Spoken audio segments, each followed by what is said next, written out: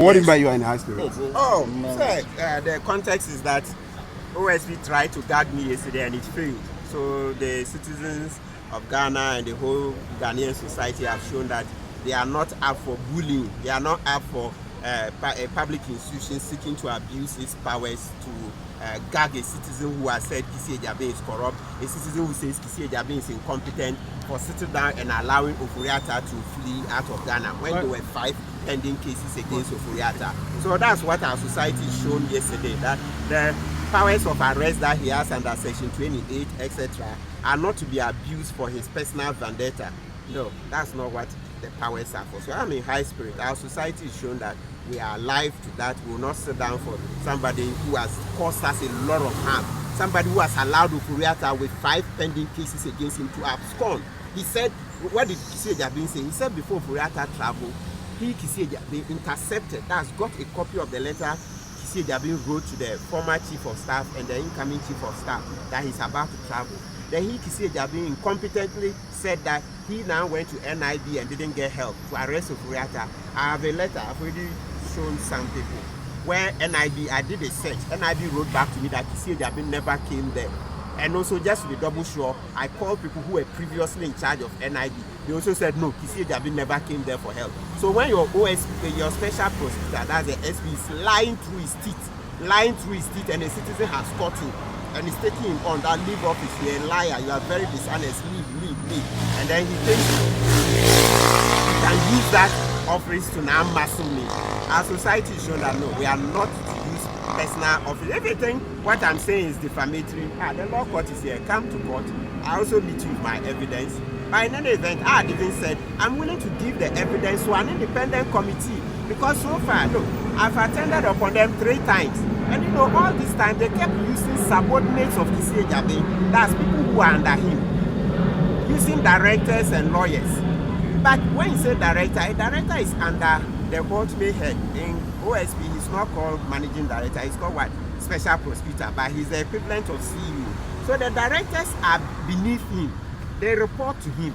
So if you use a subordinate, even assuming the subordinate finds him liable, will not think it's just because people say, looks at this subordinate, he has a beef with his boss. Okay. Otherwise, ordinarily, they think that he will free the boss because most of the time, the subordinate will be looking for promotion, looking for better conditions of service. So a subordinate, most of the time, is not likely to indict his boss.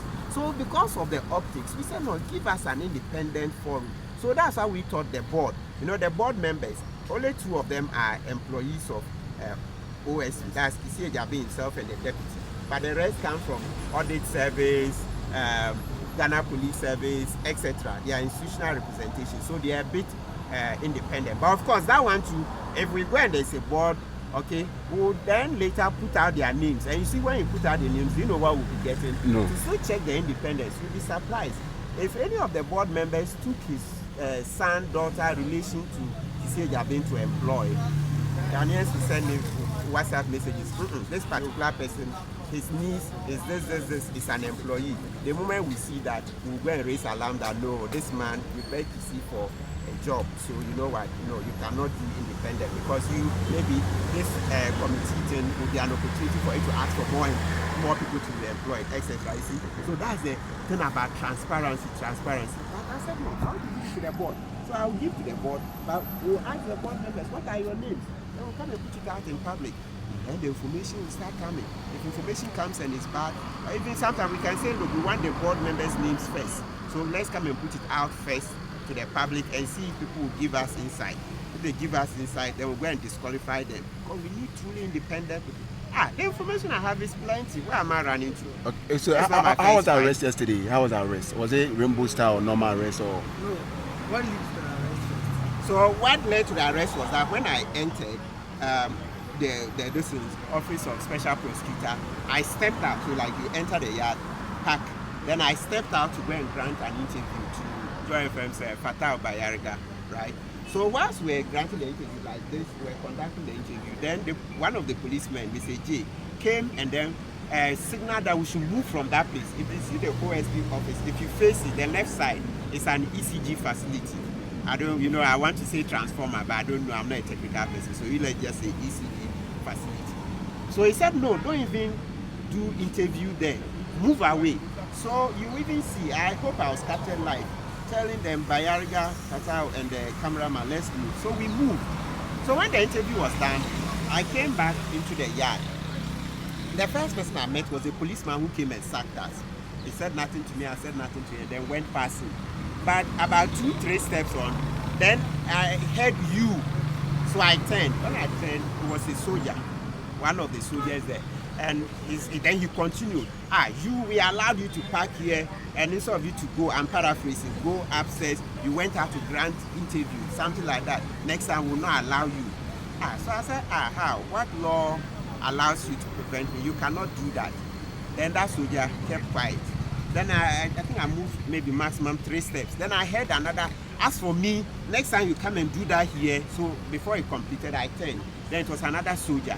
Then he continued his sentence. Next time you come and do that here, I'll show you, and you know how soldiers, general, the typical one, he wants to discipline you immediately. That was the tone and the mannerism. I know I'm a lawyer, so I cannot be cowed like that. So I said, what? How? How can you do that? What can you do? What can you show me? Then the next thing, I'm sure he didn't think that a lawyer, or maybe he doesn't know that I'm a lawyer, so he thought maybe I'll be cowed. So I said, you're a stupid man. Yes, that's what the soldier said. He was the first. He said, I am stupid. But I don't think, look, yes, a professor, a lawyer, any human being can be stupid, right? When the right context. But in this context, what did I do that was stupid? Nothing, it's not as if I saw any rule and breached it to go and grant. No. So I don't know what amounts to stupid in that context. So I didn't find it justified. It's not that I don't think I can be stupid. Anybody can. You can do a certain conduct which can be stupid. It doesn't mean you are totally stupid all the time. We all have mad moments, bad judgments. It happens. So that's not the point. So I turned back and told that he's so stupid. Yes, I had to reply in equal measure. Because like I told you, granting an interview, the media, fourth estate of the realm. You know President Jefferson, 3rd president of the United States. You can go and Google him, you see. He says he prefers a society with a strong media but no government, right? To a society with a government that has no media. See how, without you guys, power. And what is stupid about granting a media interview? So you see why I had to also tell that he's stupid. So that's stupid, and then one of my lawyers came and helped me and took me. So we went into on our way, we met one of the policemen, but she was in mufti. She wasn't in police uniform. So I told her, madam, I'm coming to report the conduct of this union. But she said nothing. It's all right. So I got into the reception and asked to lodge a complaint against the soldier. Long story short, they couldn't help me. They said, oh wait, they have to do it. It's a court. It's not a room I can walk into. By the time we were leaving the reception to go upstairs, to go meet the committee, they still hadn't helped me. So when we entered the committee room, the first thing I did was I told them, not me, my lawyers represented me. So my lawyers made it clear that we want to investigate the matter that happened. There should be investigated because I was traumatized. Law-abiding citizen, a soldier insults you for nothing. Why? So I was kind of trying to tell you, are stupid. It's not like I've done anything to you. It's not like he's doing his work, maybe arresting somebody. I come to obstruct you. No, I'm working. The man who came and sacked us, right? He saw that I'm a law-abiding citizen because I moved Fatah Bayarga. So he said nothing to me. You can ask me, he didn't utter a word. When I came in, I saw him. He didn't utter a word. So I just passed him his way. Then the soldier insults me as stupid. Why? For helping to make a society better. So I was traumatized. So I was like, what's this happening? Why would a soldier just go out of his way to call me stupid? So we said, no, we want to see at least a bit of action on that matter before we go into the business, right? Yes. So I think that was your yes. So how was our race? How was our race? Was it a Rainbow? bit of Rainbow. Rambo style. What do you mean by Rainbow style? Rambo. A bit of Rambo because look, we're still pleading that look, they should. That was when they had asked that they would take landed property. So we're pleading that they should vary it. I should do self-recognizance, or one of my lawyers can just stand surety and then we go. They said no. So we're still pleading when he said Abraham Ablomesa, so arrest him, handcuff him. But then when we say arrest, sometimes you can be arrested but not detained. But this one, after over 30 minutes, he just said, oh, handcuff him and take him away. So whilst we're still talking, the guy just came back. Then they led me out into the car. And then I didn't even know where I was there. I didn't get the opportunity to call my family. phew, as if for exchange of words. So I don't know why it would have looked at if maybe it was murder or maybe robbery. Then now maybe they would have just shot me there instantly, because exchange, a soldier insults a citizen. In the first place, what's the soldier even doing there? If you think the OSP, soldiers are to do war and other developmental activities. If, let's say, you think the OSP building is under threat of attack, etc., I thought you station the soldiers in such a way that they are not the people to be serving and walking around. When you go, that's what the soldiers are doing. They've taken over the work of the police. Why? Police cannot do this simple thing. If you say there's going to be an attack, you dress the soldiers in their proper accoutrement, then they stand somewhere strategic, etc. But this one, you see them walking around and they are not holding the guns, etc. No. Oh, then you go and pick plates, coming to sit down to eat, have lunch, drink water, go and hide inside the ECG facility. They make calls. As I was watching, they have CCTV. They should produce. You see, soldiers, they will leave the security post, go and enter the back. You see the front of the ECG facility where we made the back. One of the doors is open, so they go and enter there, sit down, there's a chair, make calls. So if somebody is coming to attack, right, the person will enter, God forbid. But if that's it, so you can see that this, you don't get the sense that these are soldiers who are there to watch against an attack, because the one who is there to watch against he's constantly on the lookout. But these are soldiers. I tell them they should produce the CCTV. You know the eating where to go and eat, etc. Yeah, what? Come on, please. So was the arrest based on the banter you had with the soldier, or because you were having issue with the land, the surety? They said misconduct, right? Yeah, so that's the banter with the soldier. Oh, yeah, that's about maybe 1 hour 20 minutes later. So remember that one happened. We went after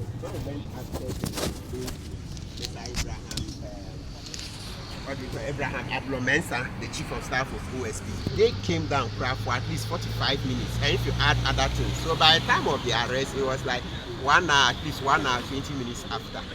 So it's not like the soldier was doing any work and I came to just do anything to disrupt their work. No. I was passing, and he called me at 10 to a distance between, then the exchanges. Then my lawyer came and then went away. Then 1 hour, at least 1 hour 20 minutes later, they say you are under arrest for obstructing the soldier. So are you still insisting that we should take away the OSP or? Look, now you see, I'd always said that for me, I believe in division of labor.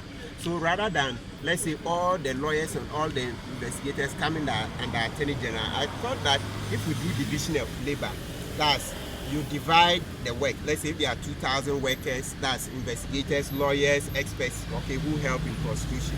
If you divide them into, let's say, 500, maybe not, maybe this group 300, 800 here, another, but you have 4 heads. What I'm trying to say in one word is that if one man is supervising 500 people, it's likely he will be more effective than one who is supervising 2,000. So that's how come, and also that's in terms of talking economics, but I'll come to the politics. So based on that, I think division of labor makes a case for us to continue to have the Office of Special Prosecutor, subject to getting good managers. As for Kisi has to be sacked. Oh. He has to go long. Why? Oforiatta absconded. He saw Oforiatta go and watch the KSM. Said, look, we saw him leave, and before they leaving, he said he intercepted the letter. He couldn't look at this press conference. He couldn't call you guys. Did I call you here? No. It was not one person, Aveji, and yet how many? You are more than 10. You see, you got information from Aveji. You came. So that's the same way. OSP could have called one journalist. Kwadjoga would have called one journalist, and that journalist would have called all journalists. Or even if you didn't want to do Ankwa Numa Part 2, all he had to do was just write a text statement and put it online. Poof! You know, people are constantly. Citizens would have heard. Then we would start making noise that no, Oforiatta cannot be allowed to go except if he posts bail. Like the way they say I should bring landed property for words. That simple thing, Kwadjoga, he didn't know. That simple thing. So you see why we sack him. It's now we are making noise. So some exchange with soldier, go and bring landed property. You had a case involving several millions of hundreds of millions of dollars against Oforiatta. Yet when Oforiatta was going, you couldn't arrest him to grant bail. Please, let's make this point. When we say, you see, Oforiatta says he is sick and the rest, I'm not an expert. What we are saying, what would have happened is that when they say the arrest just means this. Arrest is done it's not always that it follows detention is in it. Arrest is, Mr. What's your name? Jimmy what? Collins. So, Mr. Jimmy Collins, you are under arrest for maybe slapping Kpebu. This is it.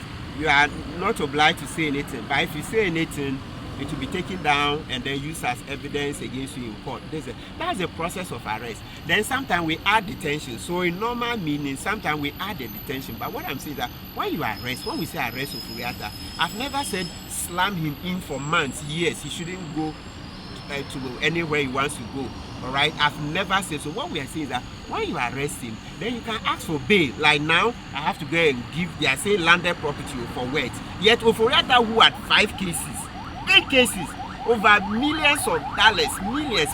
He was running away. You couldn't arrest him 1 minute and say, go and bring sureties, go and bring. You allowed him to travel. Fala, I'm telling you, Fala. And you think he said Jabin should not leave up. For that Fala travel that today we are paying, that alone, I don't need to add any other charge. That alone is enough to sack his Jabin. Fala, you see Oforiatta going. You allow him Fala and you think we will allow you. No, he has to go.